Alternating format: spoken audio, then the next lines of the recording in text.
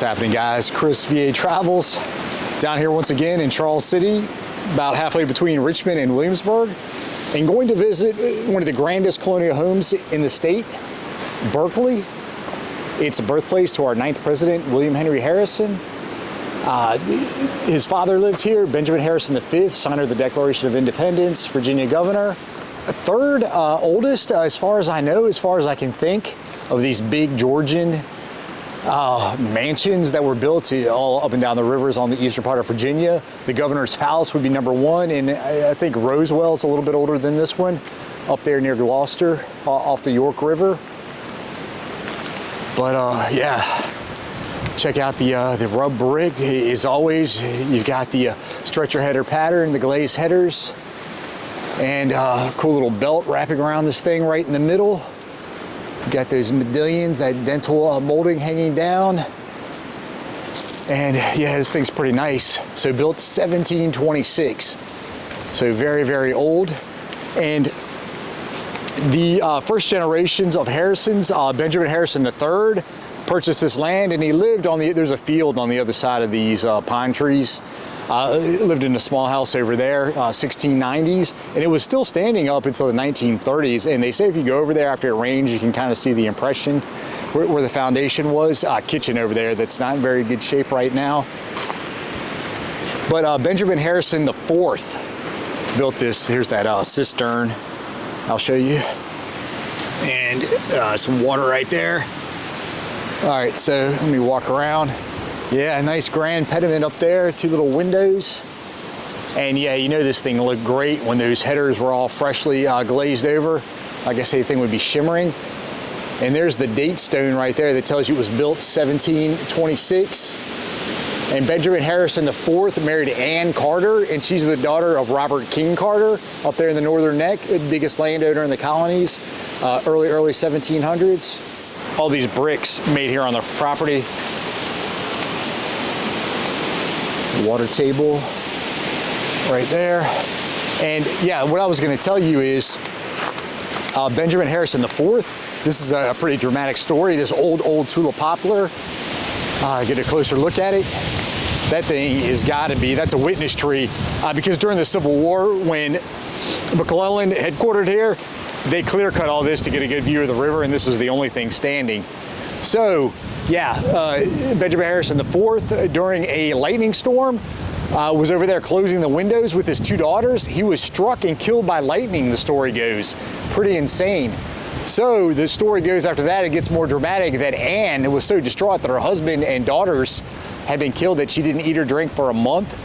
And yeah, then she died a month later. So yeah, its most prominent resident would be his son, Benjamin. It was his oldest son, Benjamin Harrison V, signer of the Declaration of Independence, member of the Continental Congress, Virginia governor, and yeah, another nice face around this door. So, and then his son, of course, William Henry Harrison, our 9th president, born here. Sun's hitting it great right here. I'm gonna have to get a picture of this. Yeah, you see these 2 tall internal chimneys inside, very distinct dormers up there. And then William Henry Harrison's grandson, another Benjamin Harrison, he wasn't born here, but this would be his ancestral home. Yeah, he was our 23rd president. Yeah, you see the belt going around here as well. We'll get a shot of the other side. Of course, everything's symmetrical, these Georgian homes. And wow, good picture right there. Oh wow, yeah, the dormers and the chimneys really stand out. So yeah, just wanted to take a few steps back, get a full shot of this thing. Yeah, first 10 presidents, it's been documented, have all visited. Abraham Lincoln was here twice to visit McClellan, who was headquartered here for 2 months. Yeah, and I mentioned again, Revolutionary War, Benedict Arnold ransacked the house. So yeah, this thing is a lot of history. And that's the Benjamin Harrison Bridge. I don't know if how well you can see that over there. And yeah, the river is choppy as anything. So, all right, and yeah, supposedly this cannonball was fired by Jeb Stuart Just zoom in on it.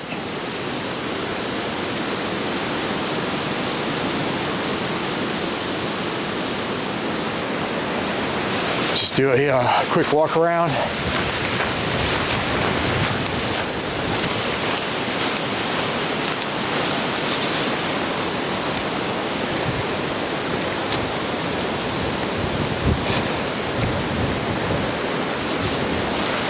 Okay, so it looks like some sort of guest house, obviously more of a modern building, but I don't know, a caretaker's house or something. And yeah, at the time when this thing was thriving as a tobacco plantation during the colonial period, there's a little community of buildings over here. All the indentured servants, artisans, craftsmen, all lived in buildings over here.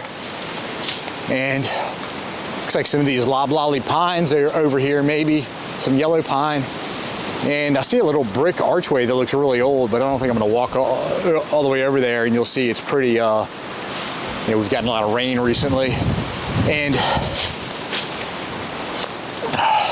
oh yeah, here we go. Some loblolly pines, it looks like. Yeah.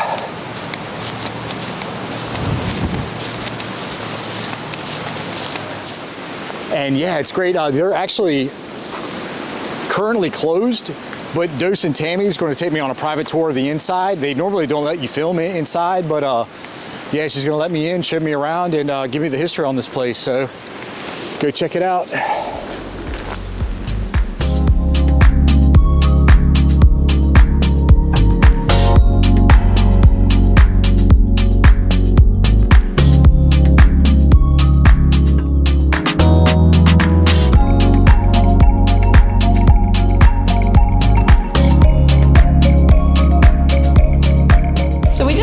Riverfront, what's known as the riverfront entrance to Berkeley's mansion. You can see the river a quarter of a mile straight down from the house. 40 feet down the hall is the other front entrance. This is the carriage front entrance to Berkeley.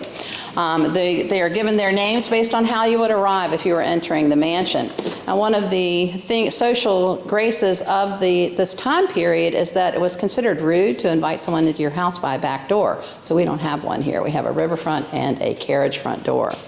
The hall is wide, used as a room because of the nature of the way that it's constructed, with the stairway there inside the walls. It is not part of our hall feature.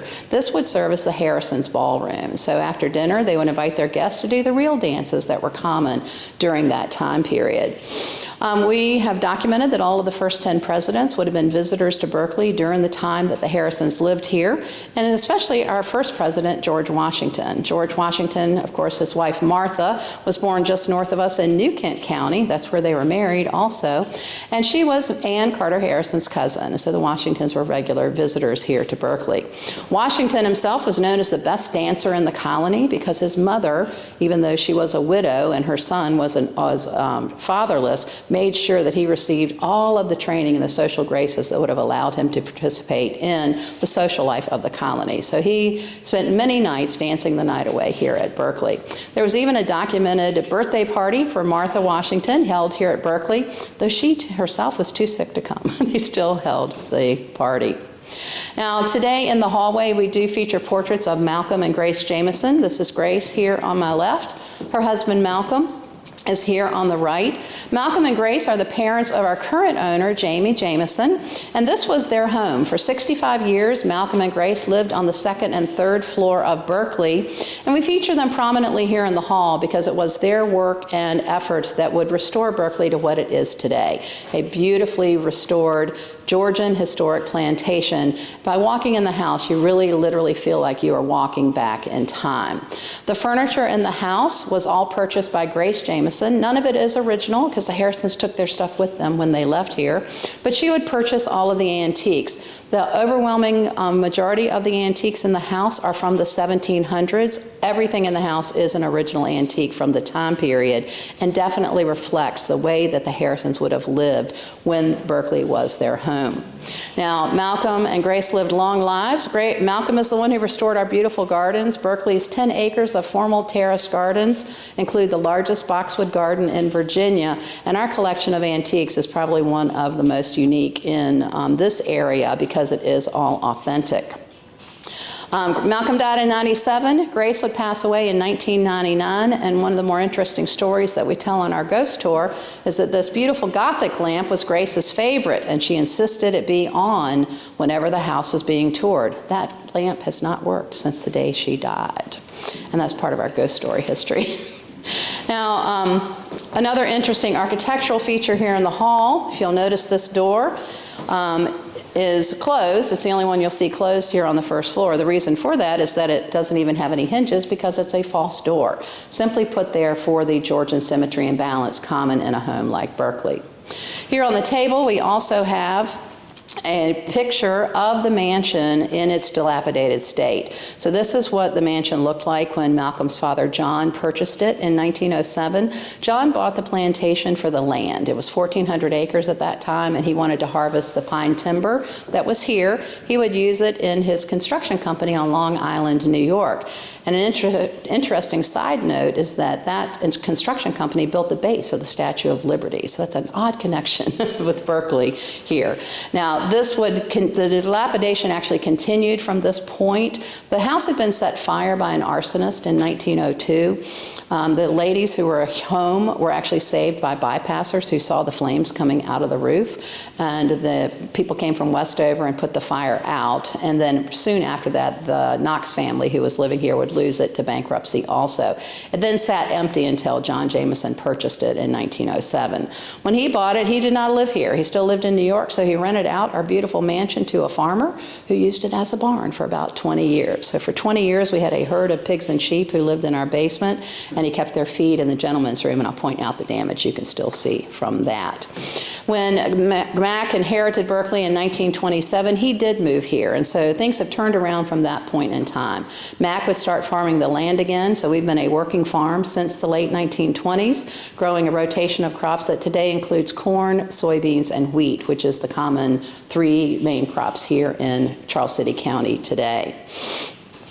He would move in and have it restored back to the colonial period as part of his work that he did with his wife. They moved upstairs, and then our doors opened here as a museum in 1938, so we've been toured here for a very long time.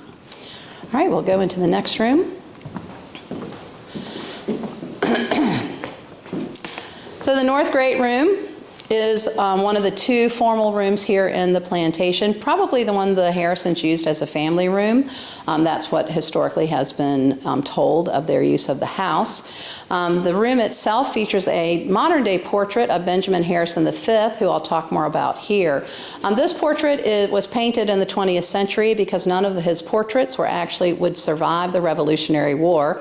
He's the one who inherited Berkeley in 1745. He was about 19 when he took over the plantation, and he would live here for the rest of his life, going on to be a member of the House of Burgesses and then being chosen as one of Virginia's 7 delegates to the Continental Congress in 1774. He served there for 3 years between 1774 and 1777, and of course, if you know your American history, something really big happened between those dates, and on July 4th, he would become one of the 56 signers of the Declaration of Independence. His role in that was unique. His position in the Congress is that he was the chairman of the Committee of the Whole.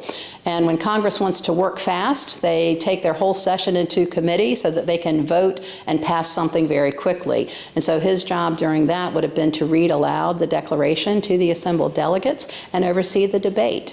And so he was a very important part of that process. Now, after the 1777, he returned home to Berkeley and would live here throughout the rest of the war. In January of 1781, the war actually came here to the grounds of Berkeley. Benedict Arnold, a name you'll recall from American history, who became a traitor to the Continentals, would go to the British side, and the British made him a general, gave him command of 1,200 troops. They arrived here at Berkeley in January of 1781. We believe his goal was to arrest Benjamin Harrison V. As a signer, he would have been considered a traitor, and would have been guilty of treason. If Arnold had found him at home, he could have arrested him and perhaps even hung him, but he didn't. Harrison was in Philadelphia, had gone back to the Congress to ask for funds to defend Virginia because the war was coming right here to this area. His family, his wife, and their younger children, including our 9th President William Henry Harrison, were warned by a slave and were able to escape the coming British troops. When the British arrived here, found no family, they instead attacked the property. Everything inside the house, from the furniture to the carpets to the portraits, were piled up on the grounds and set fire. So they burned everything that the Harrisons owned, and then took another step and lined up the livestock of the plantation and used them for target practice. So all of those animals were killed during that time. Harrison would return and would restore his plantation. Arnold was out of luck because, of course, he had to escape the end of the war, and he would die in poverty in England. But Harrison returned and restored his property at great cost. We believe that that actually was a part of what led to the eventual bankruptcy. They would have had to have expended a large portion of their fortune to replace everything and to restore the livestock to work the plantation. It was just a couple of generations later that the Harrisons would declare bankruptcy, and I'll talk more about that in the next room. There's some unique furniture in this room. To my right is one of the more important antiques that Grace has collected. This is a Louis XV desk. Dates to the early 1700s and is probably one of the more valuable pieces in the mansion. And then the porcelain that you see on the desk is also very unique and very, very valuable. These are colonial era pieces imported from China back when made in China meant good. It meant expensive. And folks like the Harrisons would have displayed pieces like this throughout the mansion to show how much money they had, because you couldn't talk about your wealth. That was uncouth. All right, good. Down this way. Oh, so this portrait, I didn't talk about this one, but I love this one. This is a picture of the Continental Congress as they're passing the Declaration.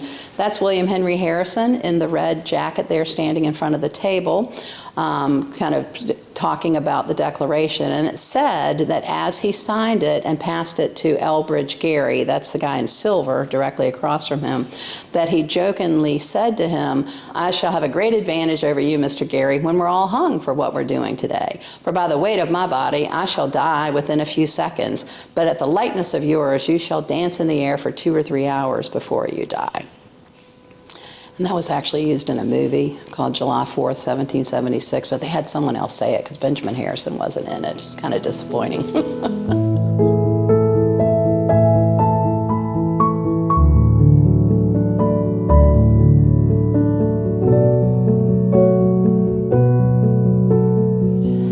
So this is the South Great Room. The more formal room, it's actually slightly larger. It's hard to distinguish because it's a very little difference, but the rooms on this side of the mansion are a slightly bigger footprint, probably because the riverfront side was just more desirable for the views. In this room, I'll tell you about the next generation of Harrisons, and that's Benjamin Harrison VI. I don't have a picture of him. He died young. He was 44 when he passed away in 1799, but he did make changes to the mansion that are reflected in how it looks today. So when he inherited Berkeley in the early 1790s, he would work with his best friend from law school, who you know better as Thomas Jefferson, our 3rd president, to renovate the interior of the mansion. So many changes that were made then that have affected how the house looks today. If you know anything about Thomas Jefferson, he was into Greek and Roman architecture and never hesitated to share how he could make changes to your house to make it look better. And so with Jefferson's assistance, Harrison would renovate, including adding plaster. So plaster was installed here in the mansion back in the 1790s. He added these archways. So the original doorways would have looked more like the door out into the hallway, but the archways were added during that renovation.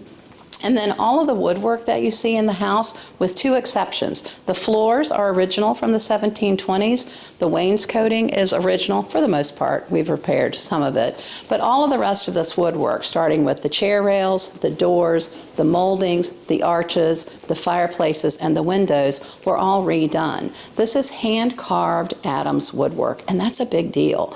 A house may brag about their one Adams fireplace. We have at least 11 and probably 12. We've believe there's one behind a wall that's been added.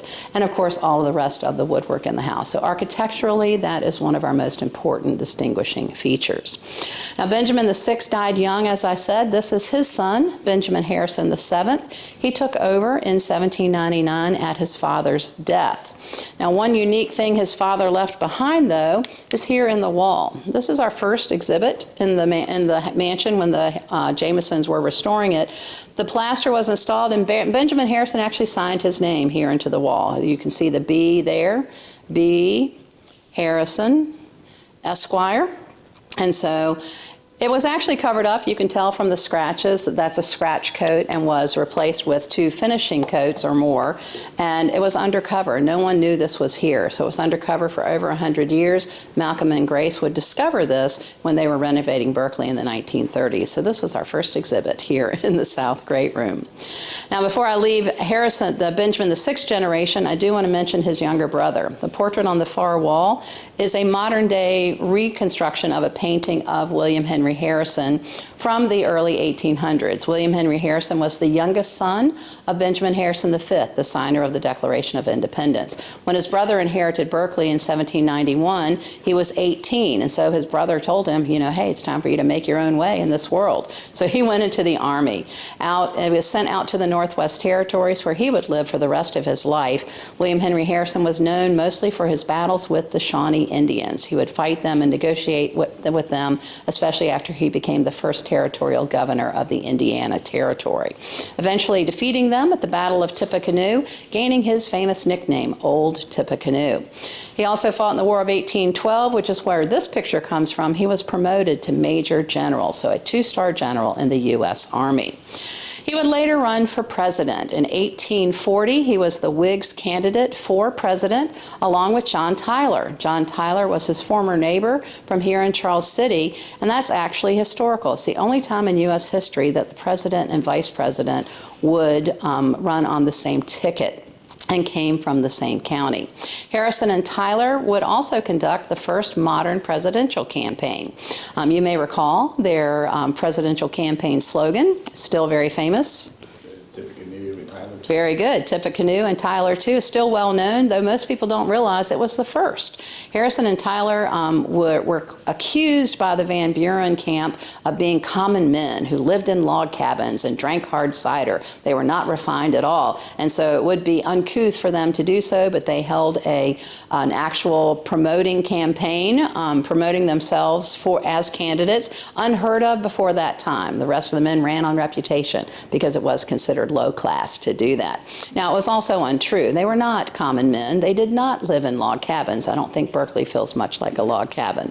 But they would successfully campaign for office, and in 1840 were the first Whig candidates elected to the highest office. After he was elected, Harrison came home to Berkeley. It was here at Berkeley that he would write his historical inaugural speech. That speech is still the longest in U.S. American history, inaugural history, written right upstairs in the bedroom above us. When he finished composing it, it was composed of over 16,000 words. His friend Daniel Webster, known as one of the best orators from that time period, suggested that might be a little too long for delivery, so he would edit it down.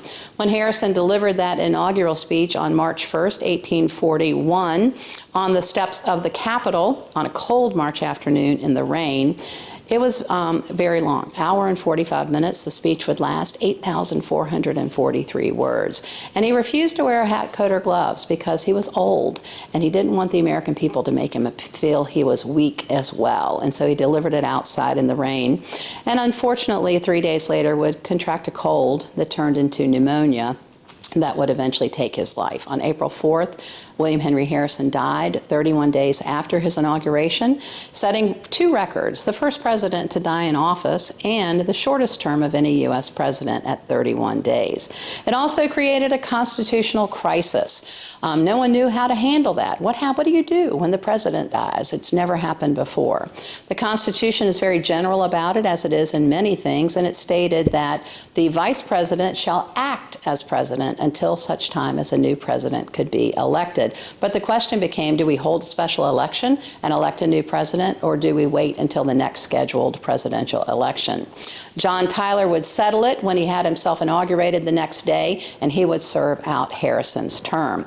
Not very popular, though. He actually was kicked out of the Whig Party during his presidential term and never gained enough support to even run, so he did not run for president in 1844. He did come home to Charles City, though, and of course John Tyler's family still lives here in Charles City, and in fact he still has a living grandson today, his grandson Harrison. You might note that name and the connection between the two families. Harrison Tyler is 95 and living in Richmond, and his great-grandchildren are still living at Sherwood Forest today. Oh, I didn't talk about the portrait. Now, this is something new I've learned this year. This is considered or called William Henry Harrison's presidential portrait. There were two, but they weren't painted during his presidency. He died too soon, so there was no time to paint a portrait. This portrait and the one in the White House, I actually just recently saw a picture of the one in the White House, it's exactly like it, was actually painted in 1835. It's called his presidential portrait because the family donated them to the White House, and then eventually donated this one here. We received this one as a donation in 2011. When we got it then, it was in complete disrepair. It was covered with soot from hanging in a drawing room where they used oil lamps. It had been in a fire. You can still see a little bit of the blistering from the fire, but in 2021 we were able to have it restored. We got a grant from the Williamsburg chapter of the DAR. I also forgot to mention this piece. This is one of the more important artifacts in the house. This is actually a lady's silk scarf that would have been used by the Harrison-Tyler campaign, handed out to ladies who attended their rallies. Now, granted, those ladies couldn't vote for Harrison and Tyler, but they could convince their gentlemen to vote for Harrison and Tyler. Only 3 have survived to the modern day. There's one here at Berkeley, there's one in the Smithsonian, and there's one at Grouseland, his home in Vincennes. So that's one of my personal favorite pieces. And then this is an original Tippecanoe songbook. One of the things they did in their rallies, of course, is they sang songs about electing Tip and Tyler, and this is one of the original songbooks from the 1840 campaign trail.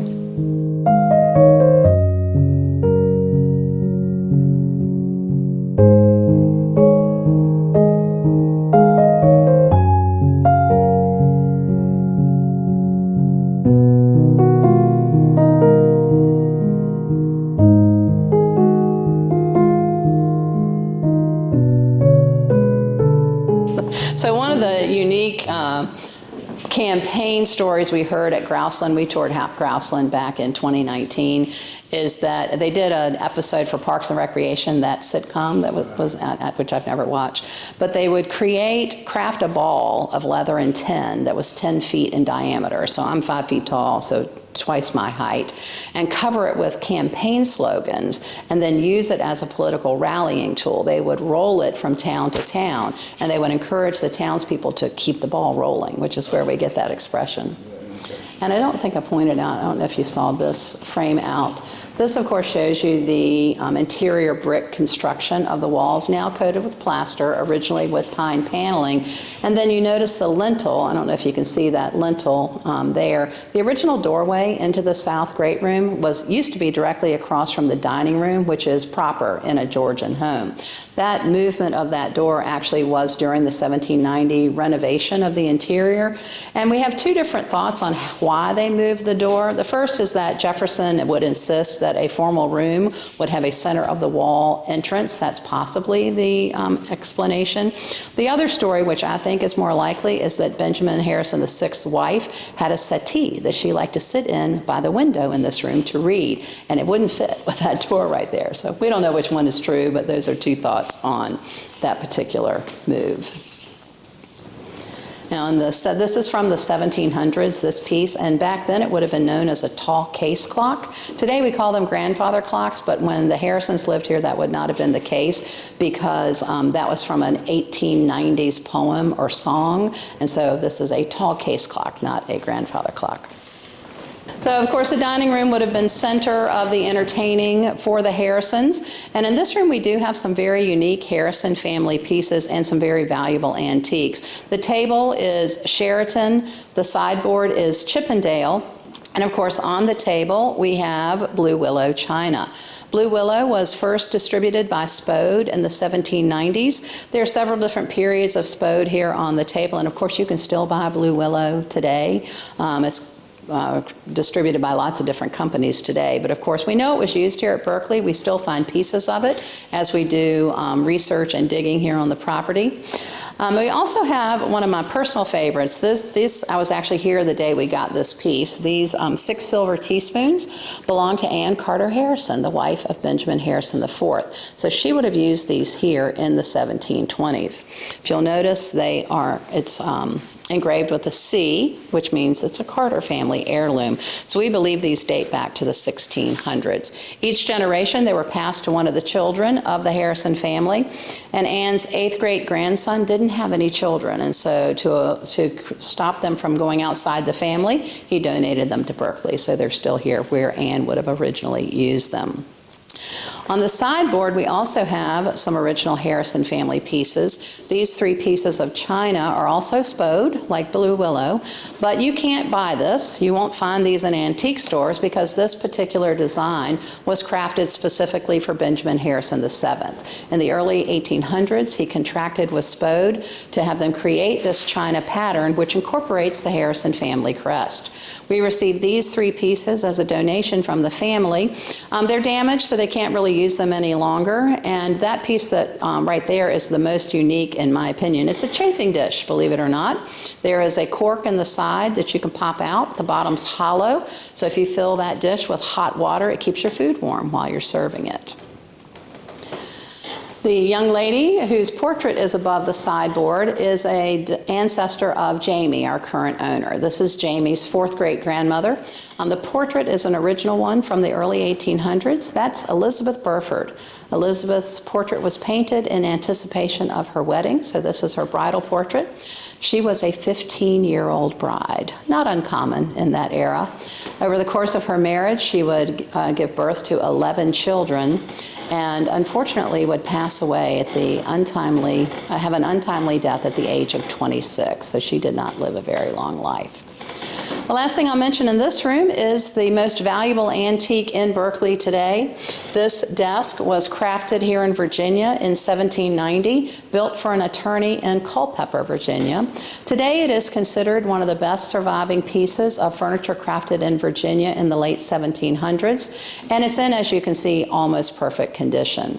It is solid cherry, hand-carved, beautifully detailed fretwork throughout the piece, and then it's rare because of the door. The door is not split in the middle, which is common in this type of desk. It actually opens from the side.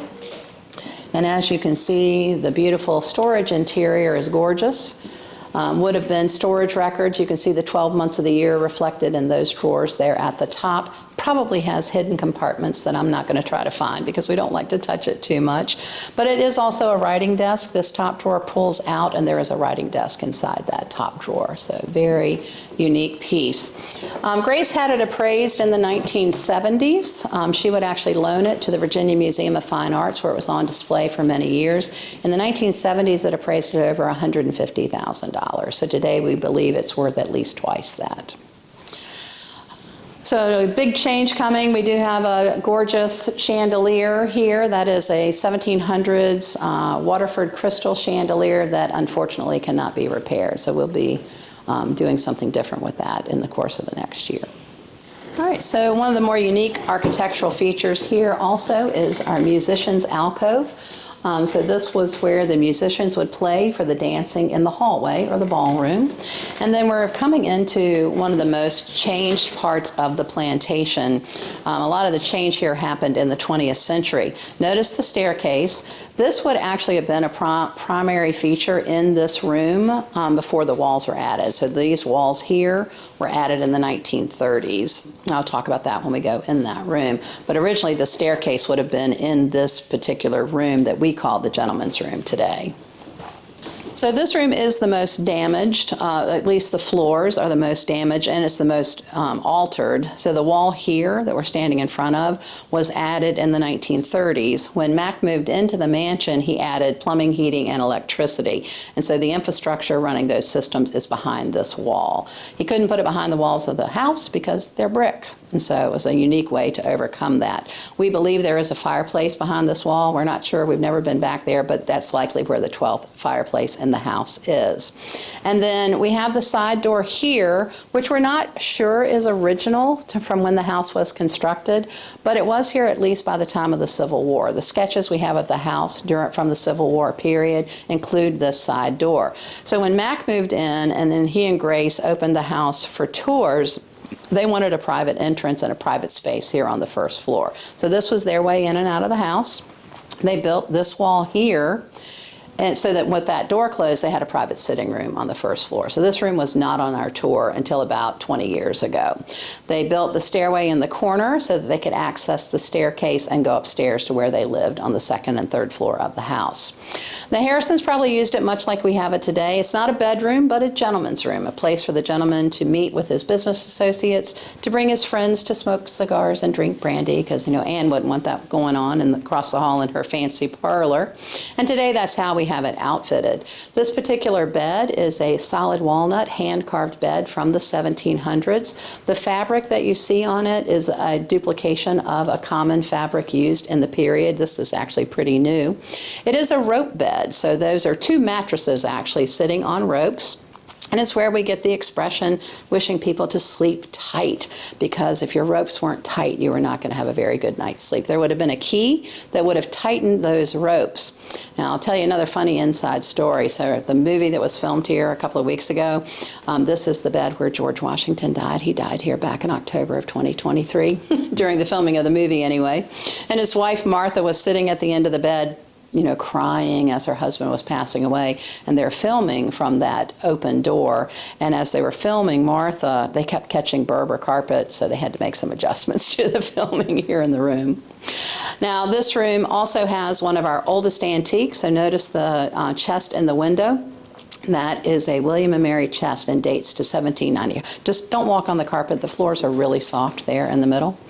It is solid. It's maple, I believe, hand carved, and also has all the original parts. So those brass teardrop pulls and the wooden bottleneck legs are original from its construction in 1690.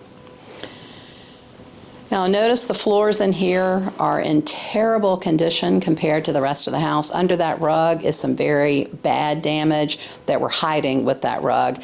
This room during the Civil War era would have been utilized as the amputation room when Berkeley was a field hospital for the Union Army.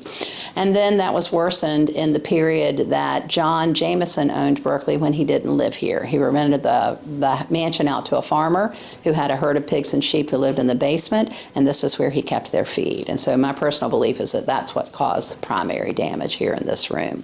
And so we've restored them as much as possible. Replacing these floors, the weight of those modern systems was too much for the damaged floors. So these are the only replaced floors here on the first floor of the mansion.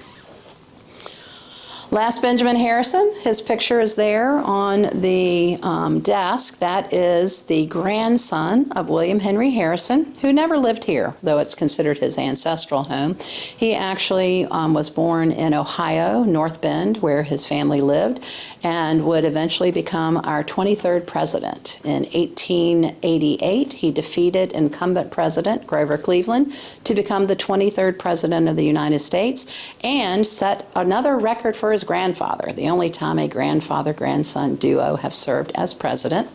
His presidency was also unique because he was defeated by Grover Cleveland in 1892, and that led to the only time in our history that a president has served 2 non-consecutive terms, at least so far. We'll see what happens this year in November. Be careful, it's very narrow, and that door is very heavy. And then we have another staircase door, which is interesting, and then storage added there.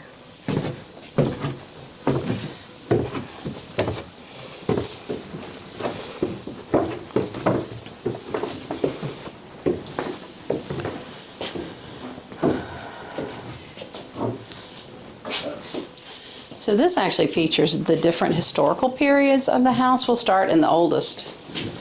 Now also notice the difference in the flooring between here and to this section.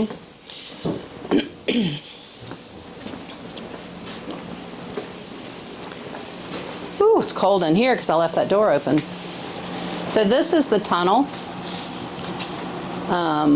Back in 2014, that's a photographer. There's a hole in the ground up here, and they dropped him into the tunnel, and that's what he found. It's a barrel vaulted brick tunnel, 17 feet tall and 9 feet wide, and it runs from this building into the building next door.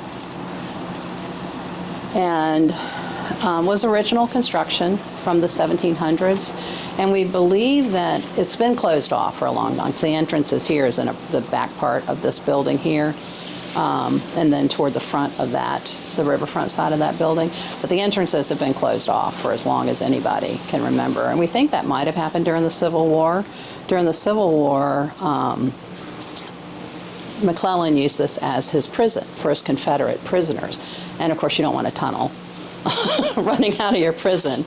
And then we discovered there had been another tunnel linking this building to the guest house where the gift shop is, and that one collapsed. So we did a scan of the area, and the piles of collapsed brick below ground. And then we found a picture in the office of the brush that was filling the hole created after the tunnel collapsed. So that may be why they closed this one off too.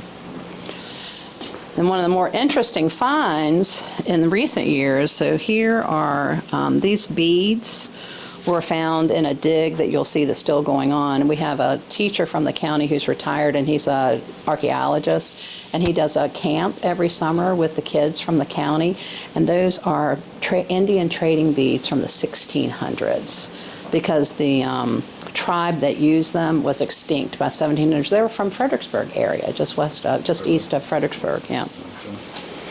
And then a lot of this is just implements, that have come up. And then these bones over here were actually documented by the archaeologists for the state of Virginia. These are bison bones that date to the Ice Age. Yeah. And then, of course, farming implements. With the shipyard being here for, 150 years, we find iron stuff constantly over in that shipyard area, which is on a private part of the plantation. So this is documenting the hanging of Giles Bland.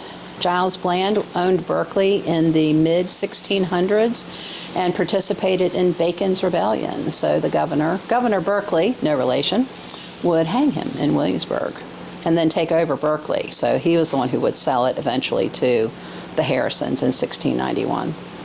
So notice the Gothic entrance here, and notice how old the brick is in this room, which is very different than the rest of the house and the rest of the...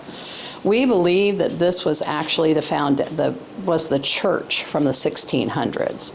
Remember, Berkeley would have been a town, so the church would have been on the highest point, which is where we are, and it appears to be that it could actually date back to that period, that it was a ruin of the church from the 1600s that the house was built on the foundation of. We're not sure, but it's speculated. Of course, we're also the original site of the first moonshine, our first corn-distilled whiskey here in Virginia by George Thorpe, the second governor of the colony, and one of the original Berkeley Company members. That's who our cat's named after, George Thorpe, though we call him King George because he's very proprietary about the property. Moonshiners was filmed here. An episode of Moonshiners was filmed here back in 2019. George got a spotlight in it because Tim, the moonshiner from Culpeper, I don't know if you know who I'm talking about.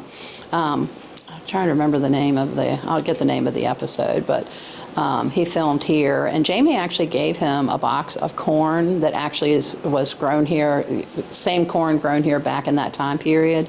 And he actually made some moonshine from it, so.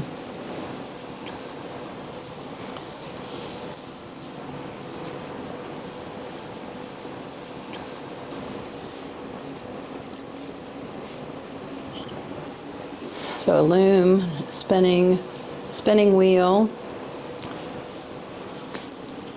a broom maker. Never thought about that. She needed everything, right? Corn sheller. seen one of these. Yeah, I don't think I ever had either.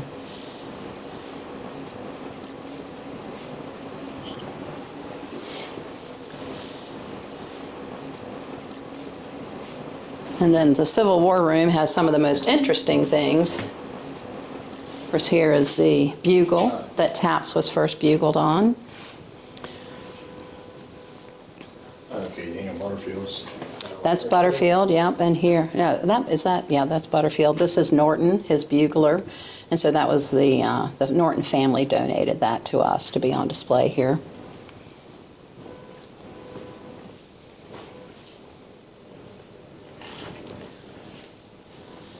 And then, of course, these paintings were done by Sidney King. Most of the paintings that you see in the house, yeah. Of course, they're not in great condition because of the the weather dynamics of the house. But he's internationally famous. I actually had some of his paintings in the last branch of BB&T where I worked, and the one in my office was my personal favorite, and I begged for them to give that to me as a retirement gift.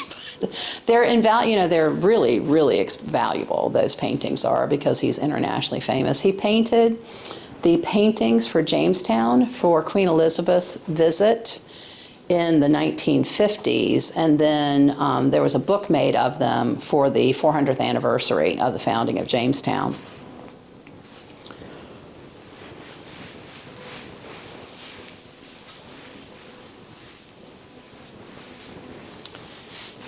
Of course, we have bullets galore. We still find that every time we need them, we sell them in the gift shop. And so we have a, what do you call people who do the metal detector? We have a guy who comes out, we say, hey, Ron, we need more bullets for the gift shop, and he just brings his metal detector and he finds them. So we have a ton. We mainly sell the northern ones, we keep the southern ones.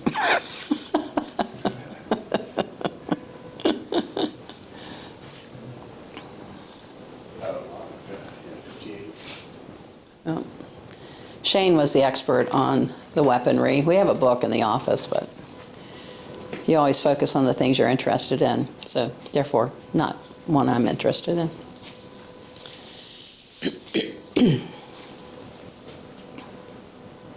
think I could just spend lots of hours I know. looking at each piece. I know.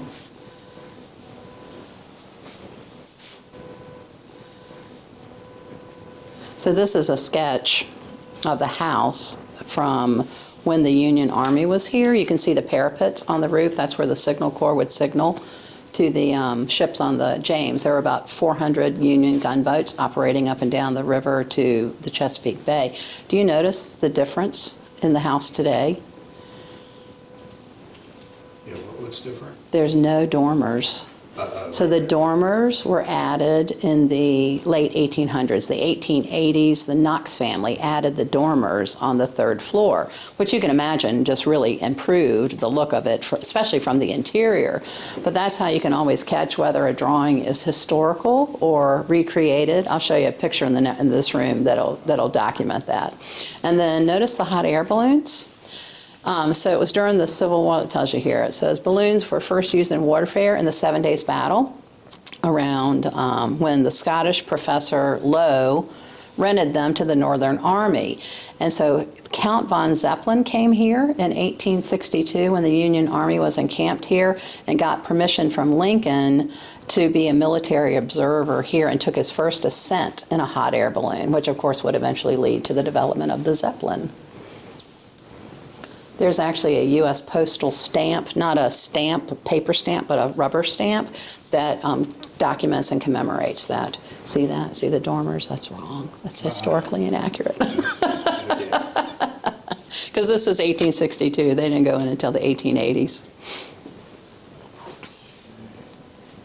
Okay. Yeah, that's King, yeah. That would have been the writing of Taps. Dormers on that one too. Yep. Once you know it, you can't unsee it.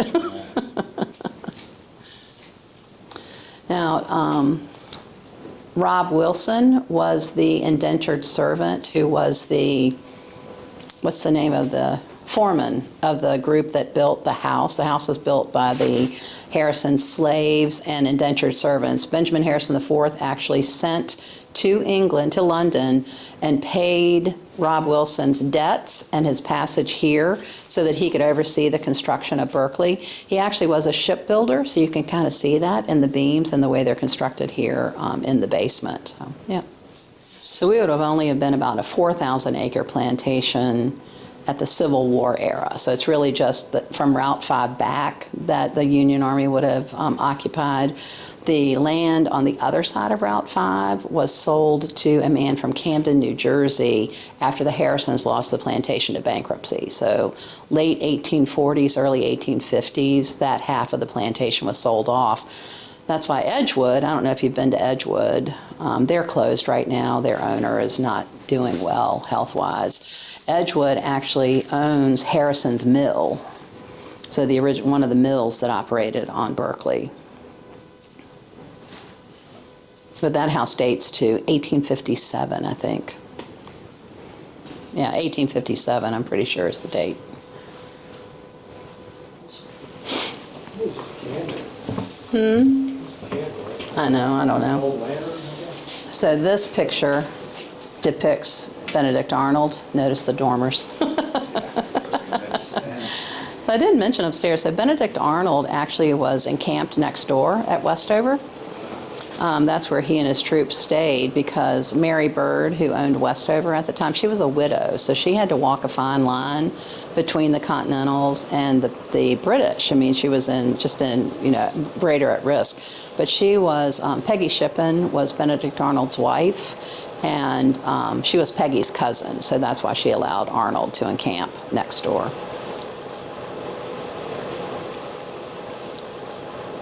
So in the movie Harriet, which was filmed here in the basement too, Cynthia Erivo, which was actually who was actually Emmy nominated from that movie, she delivers an impassioned speech from that Gothic archway right there. So when you watch the movie, think about that. It's easy to remember, yeah. She did the singing in the movie, and that's what the Emmy nomination was for. She didn't win, but she was nominated. So Westover, it was actually land granted at the same time as Berkeley, and Richard Bland, you remember Richard Bland College, he owned Westover when Giles Bland, Theodoric Bland actually, owned Berkeley. And then William Byrd II, the founder of the city of Richmond, that Westover was his country home. And then his son, William Byrd III, inherited it when his dad died. And William Byrd III was in massive debt, and he actually committed suicide before the Revolutionary War. So that's why Mary was a widow living here. Benjamin IV was one of the first of his family to break with the primogeniture rules of England. He actually he split his fortune among his 10 children.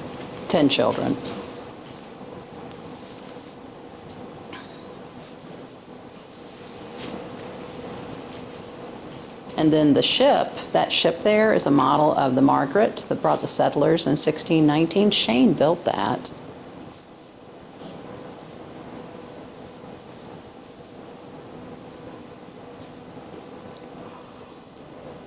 George Thorpe, who I've mentioned, he was one of the 4 members of the Berkeley Company that settled Berkeley, and the second governor of the colony. He founded Henricus. Have you been to Henricus? So he was one of the founding, and of course the goal was to educate and proselytize to the local Indians. And in the Indian massacre of 1622, he was actually not just killed, the Indians mutilated his body here on the plantation. I think that's part of what that's showing. There was only 11 colonists were killed here at Berkeley, and then the rest relocated to Jamestown after the massacre. And of course, Jamestown survived it because Chenko, an Indian who was friends with one of the Jamestown settlers, warned them of the coming attack. This was part of their promotional materials from the campaign. He was a Napoleonic era. That's, you can see that Napoleonic uniform that he wears.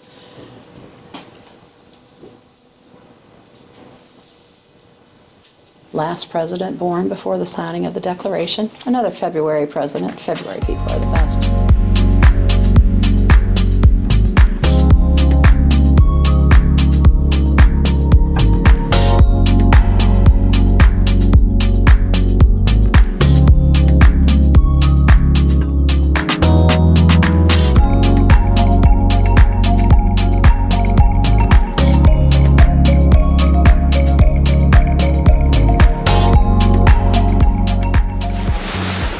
All right, guys, that was the house tour. Tammy's about to take us on a tour of the grounds. And just real quick, I'll take a sneak into this Coach House Tavern, see what's in here.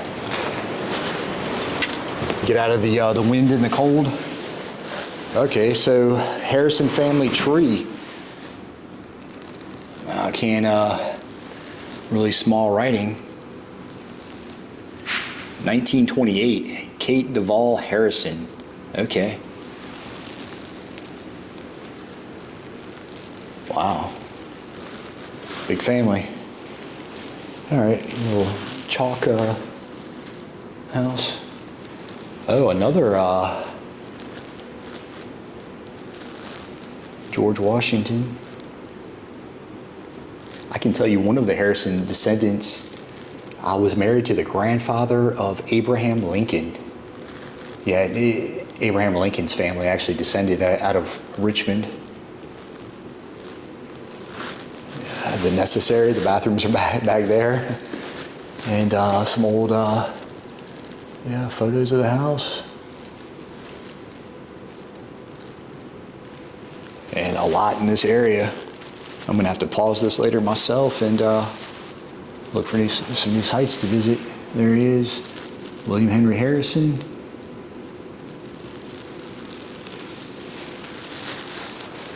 Bugler's Tavern.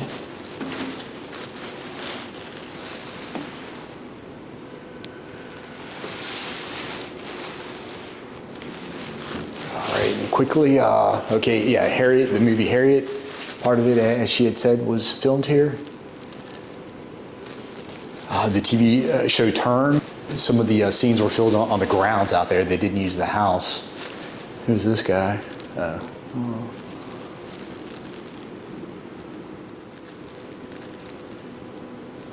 yeah, the Eggletons. Cool, okay, well that's the Coach House. Little drum up there.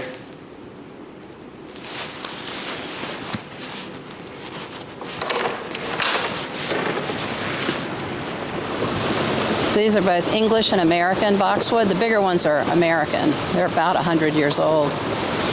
Not quite, close. And so are the crepe myrtles. Everybody asks us why we take the bark off of our trees, and we say, it's how they grow. So this is one of the original cisterns. So where they would capture water. We also believe it was one of, so like Westover, so you had the tunnel here, and there were things coming off of it. Like there's a ground, you can see a circular ground area over there that we're pretty sure the ice house was under there and would have been off the tunnel. And the same thing here, and we believe this may have been some like hiding spots from the Indians and that kind of thing, but we don't know that for sure. That's all speculation. And then, of course, this was the kitchen building. The second floor, the only original slave quarters still on the property. The rest would have been destroyed during the Civil War. When McClellan was here, they would have taken them down to use the wood for firewood. You have the cannonball, which you can see it a little better from here. That would have been fired on McClellan by Jeb Stuart, parked and camped at Evelynton Heights. And that was actually called the Battle of Harrison's Landing. So Harrison's Landing was the name of this property because of the shipyard. That's how it got this name. You can get a good picture here of the date stone. Harder to see now, it's pretty old.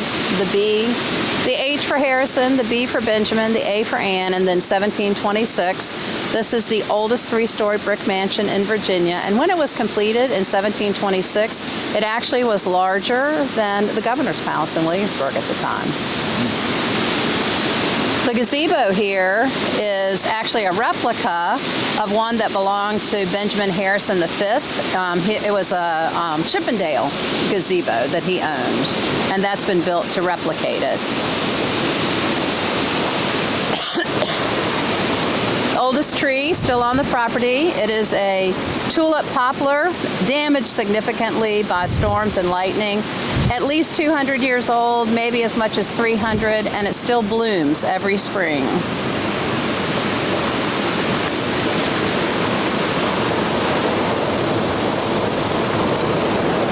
The guest house is one of the two original Dependencies. This one's in better condition. I'm not sure why.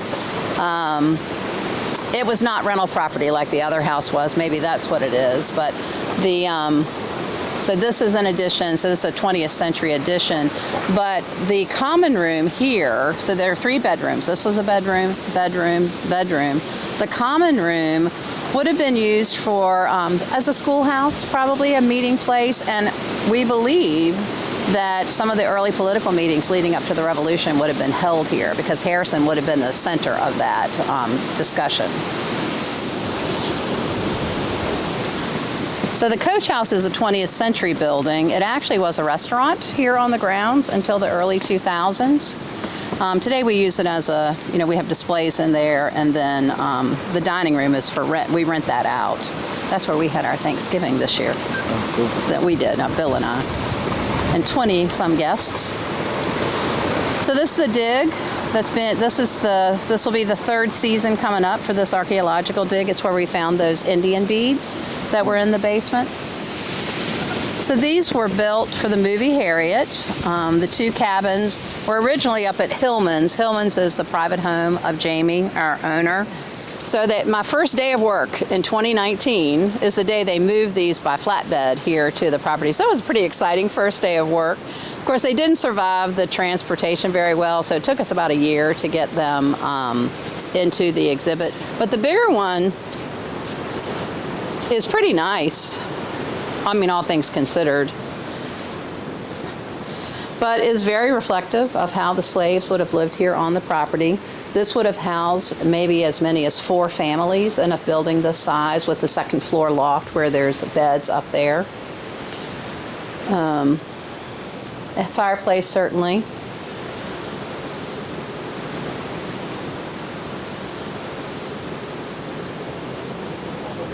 You can, yeah. It's rickety, so just be careful.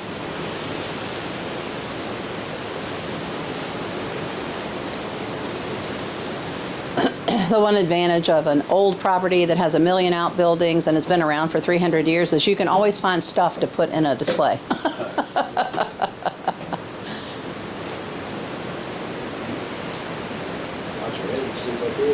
What else is up there? I haven't even ever walked up there. Just a small bed. Yeah.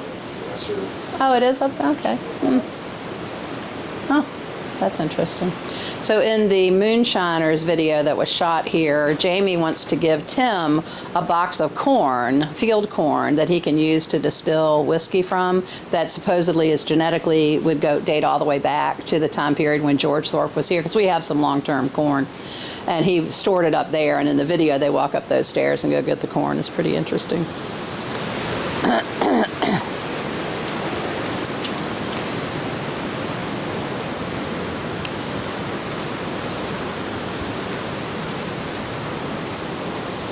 So this is a smaller building, probably likely held single men maybe at that time period. The tobacco, of course, we were a tobacco plantation here until just before the time of the Civil War. Interesting side note, Bill and I actually grew this tobacco ourselves. We went to Colonial Williamsburg one spring, the day they were planting the tobacco for their display crop that they grow. And we got to talking to the gardeners, and I told them I work at Berkeley, and they said, would y'all like some tobacco seedlings? And so they gave us 8 tobacco seedlings, and so we planted them at our house. And I don't know if you know this, but when tobacco grows a seed head, it has like 20 pods at the top of the plant. Each of those pods holds about 1,000 seeds. So we have enough seed at our house to farm 8,000 acres at least. So every year we grow about 20 or 30 seedlings for Berkeley, and we do a little patch of tobacco as part of our exhibit here. And then they harvest it and just hang it to kind of give you the idea of what would have happened. So this is the will of Benjamin Harrison V that lists the 110 slaves that he owned during his lifetime. This was part of his will as he passed it to Benjamin Harrison VI at his death. And it's probably the most slaves that were ever here during the time that the Harrisons lived here, because his was kind of the height of the financial success of the Harrison family. And then we have, where is she? Anyway, I can't remember. Sarah, I think it was Sarah, is the mother of Emanuel Quivers. Emanuel Quivers was mixed race, and we don't know enough about him to know whether or not he was actually a child of Benjamin Harrison V. We don't know that. A grandchild of Benjamin Harrison V. There would have been a lot of white men who lived here on the plantation. There would have been a lot of Harrison men who lived here on the plantation. And the Quivers family has been doing research into that to see if they can figure that out. But Quivers was born here in 1814. He was a blacksmith, so he worked here as a blacksmith. Very, very skilled blacksmith. He was actually sold from Berkeley to Tredegar Iron Works in Richmond, and he worked there, was one of their top blacksmiths during that time. And the owner of Tredegar was so impressed with Emanuel Quivers that he actually allowed him to buy his freedom, his and his family's freedom. And so after that, he left Virginia and actually made his way all the way out to California and was an early abolitionist voice out in California. So the Quivers family actually was here a couple of years ago. The state put up a new historical marker up by Berkeley that does honor Emanuel Quivers, and so they were here for the dedication of that historical marker.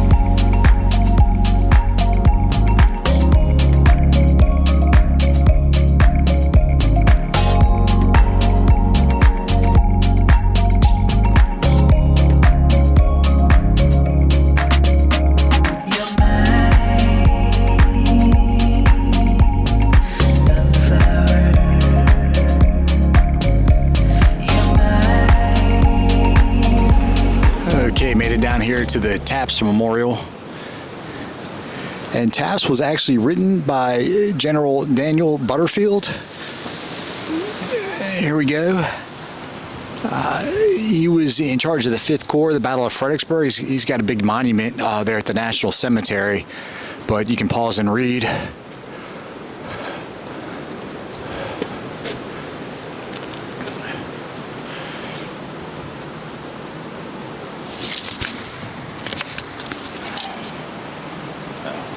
Of all the military bugle calls, none is so easily recognized. So Bill wants to do a Discovery Channel show, looking for Benjamin Harrison V. At the time of our declaration, we don't know where it's buried here. Right? I mean, that would be a great show. I'd watch it. So these are the Jameson markers. This is Malcolm and Grace. Okay. And then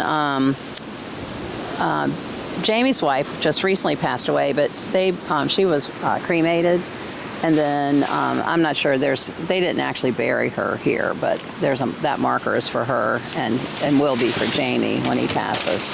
But here's the marker for Benjamin Harrison V. And then each year on July 4th, the Williamsburg chapter of the DAR actually hosts a memorial, remembrance service honoring Benjamin Harrison V. It's really a nice little service. They come all dressed up in their Revolutionary era gear and stuff, so it's pretty cool. So those are the two markers there.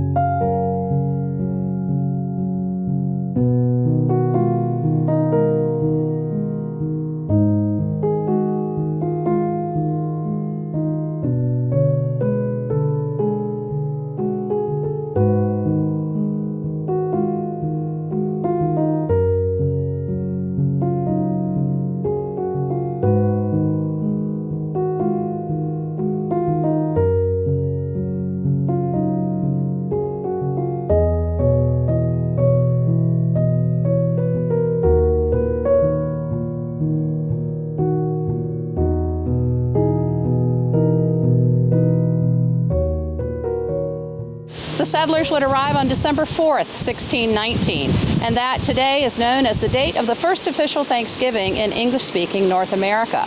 The settlers were instructed by their charter that their first act as they arrived was to come ashore, kneel down, and say a prayer of thanksgiving to God for their safe passage across the Atlantic. The charter went on and said that each year on that date, they were to hold a day of thanksgiving and praise. The reason why you've never read that in any history books is because in 1622, Berkeley was attacked by the local Indians. The Indian massacre of 1622 would cost the lives of 11 settlers here at Berkeley, and so the colony itself was ended. However, Berkeley was the site of a plantation growing tobacco continuously from that point.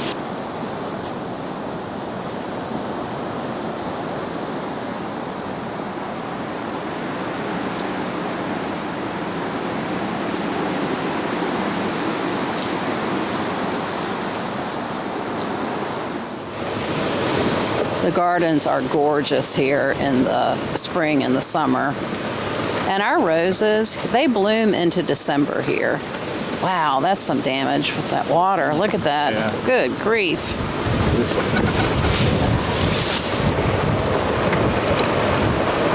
The largest boxwood garden in Virginia. We have incredible magnolias, as you see. And then Nandina is one of our more elaborate plants. Oh my gosh, look at that. The water. It's crazy. That's bad. Yeah, it is. I hope I can. Okay, we did it. We did it. We did it. Yeah. Oh. Good shot. Back in the house. Uh-huh. And then this is the ladies' winter garden. A lot of weddings happen right here. And then the rose garden is back that way. Boy, that water did some damage here.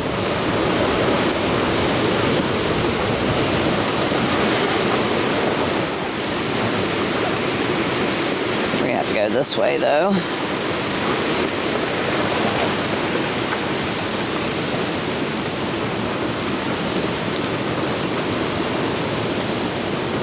So all these buildings, the old barns and stuff like this, those are all rentals.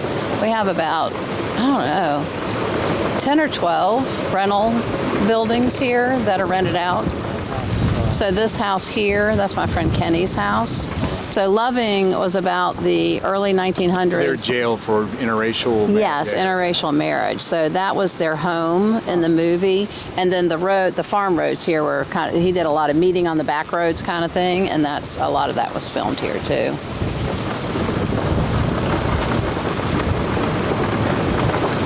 Yeah, there have been a ton of movies filmed here. Major Payne, the Damon Wayans movie, was filmed partly here.